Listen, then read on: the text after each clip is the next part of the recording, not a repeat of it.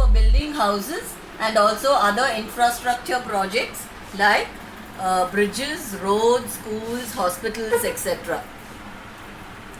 There are so many factors which determine the use of land.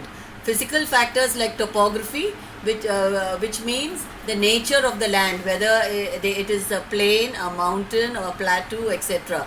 Then soil also determines land use, where people settle down in areas where the soil is fertile. The climate, people like to live in areas where the climate is moderate and pleasant, not an extremely hot or cold climate.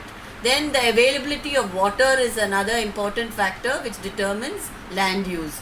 Then the availability of minerals, because man is able to use these minerals for so many purposes. Then there are other human factors like population. People like to settle in areas where there are other people. Then the last factor is technology. Especially now with technology advancing so much, people like to live in areas where technology is easily available, and that's why many people move from rural areas to cities. Then the land can be classified into private land and community land. Private land is land owned by individuals, and community land is owned by the community for common use, and an example is forest land. Then there are so many dangers to the environment or land, and that is called a threat to the environment. One is land degradation, that is damaging or spoiling the land. Man is spoiling, damaging and polluting the land.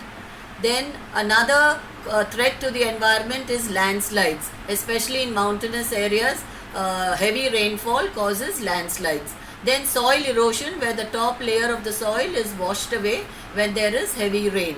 Then desertification, because we are cutting down so many trees and not bothering to plant more, land is turning into a desert over time. So how can we conserve land? One method is afforestation or planting more trees. Another is reclaiming land, so that we will have more land, reclaiming land from the sea, etc. Then farmers should use fertilizers and pesticides in a regulated manner in small quantities, so that it does not pollute the land and make it unfertile. Then checks on overgrazing.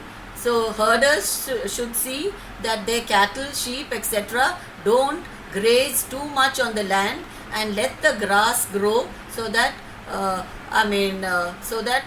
there is no overgrazing. And these are the ways by which we can conserve or preserve land. Thank you. Stop.